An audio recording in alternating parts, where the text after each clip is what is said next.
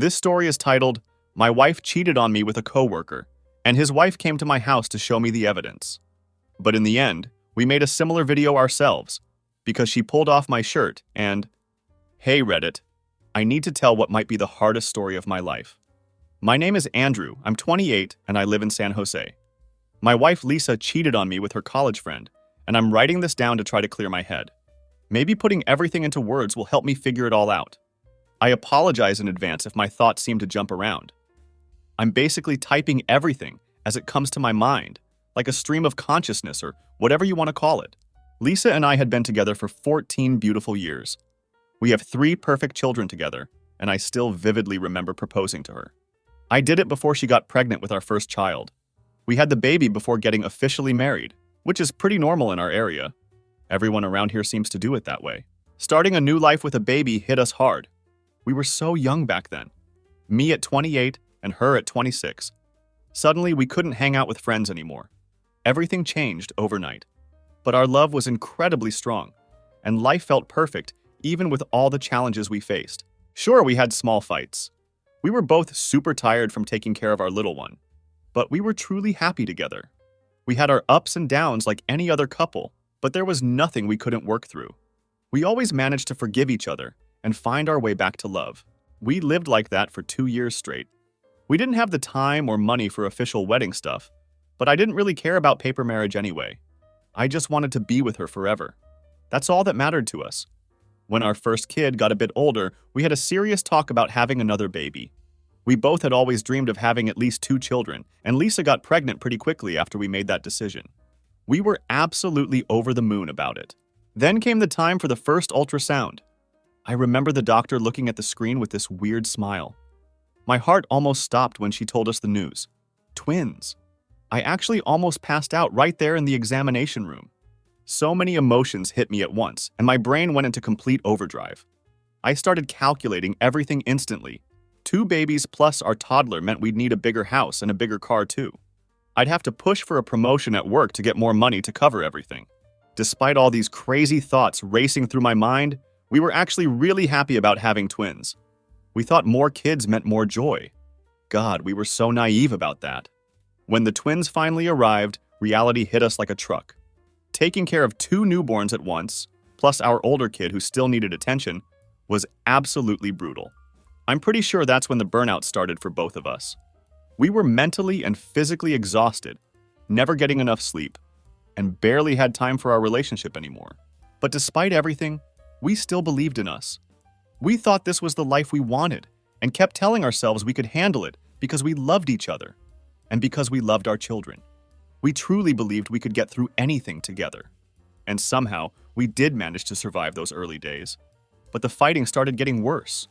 All that exhaustion and zero time for ourselves started taking its toll on our relationship. Several years went by like this. The kids were growing up fine, and everything seemed wonderful on the surface. But Lisa couldn't handle being just a housewife anymore. I could see her breaking down mentally, and I started worrying about her a lot. We had to get help from social services, and I got her to see a psychologist too. It seemed to help a little bit at first. I started helping more around the house myself. I was already doing about 50-50 when not at work, but I pushed myself to do even more because I wanted to make things easier for her. She started feeling somewhat better, but I noticed something different about her. I couldn't exactly pin down what had changed, just felt something was off, like her whole vibe was different. A few months passed like this. Then she made this huge decision. She wanted to send all the kids to kindergarten. She said she needed to start working again. I think she just needed more adult interaction, plus some alone time at home. This new phase actually went pretty smoothly, although kindergarten was expensive as hell. Our money situation got a bit tight, even with her bringing in some income. Then she suddenly got super focused on her body. She started obsessing about her looks and worried about the extra weight from her pregnancies. I never had any issues with how she looked myself. I actually loved her post-pregnancy body even more. It somehow made me love her more. I told her she was perfect every single day. I'm getting emotional just writing this part down. This is when my own issues started showing up. Old childhood trauma began hitting me hard, causing jealousy and abandonment fears. Meanwhile, she got really into going to the gym. She completely changed her diet and lifestyle and started looking really fit from all this effort. Then she wanted more free time away from the kids. Meeting friends on weekends became a regular thing, and she left me home with the kids more and more. That's when doubt really crept in. Jealousy started eating at me, and my fear of losing her got really bad. I started feeling awful every time she went out. I tried acting normal about it, but she always saw right through me and called me out on it every time. This led to fights about why she needed time away from me and the kids. My deteriorating mental state wasn't helping at all. I started accusing her of looking for a new life, suggested she wanted a different partner, maybe just having an affair. I had zero actual proof, though. Even my friends said nothing was happening and kept telling me about bro code and all that. But those accusations left deep marks on our relationship, even after we worked things out, even after making up and trying to fix us. The damage was already done.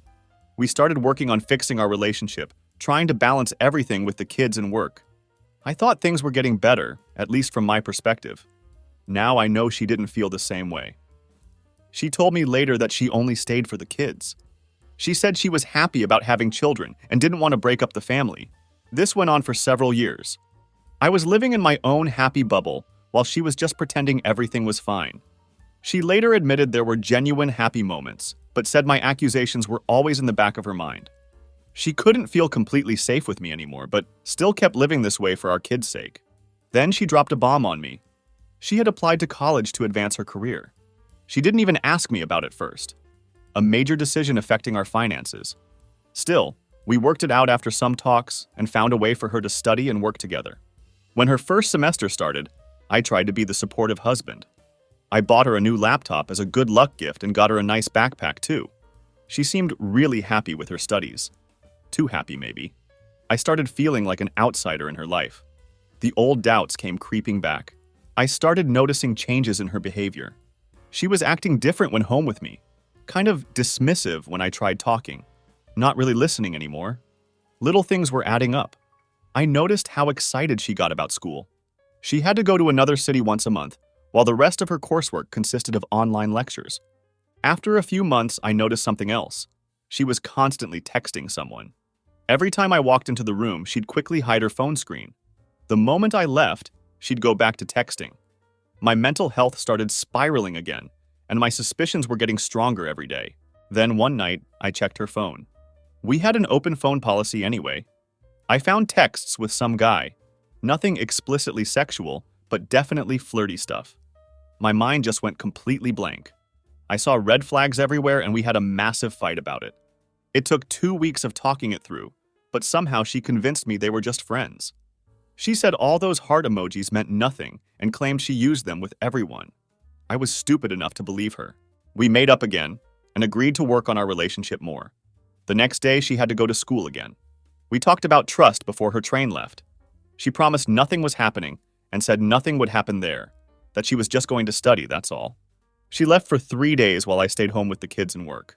We texted constantly during those days, both saying, "I love you," multiple times. We had this routine of goodnight texts, usually around 10-11 p.m. every night. But on the last night of her trip, something weird happened. She sent her goodnight message way too early. It felt like she was trying to stop me from texting her. Something felt off about the whole thing.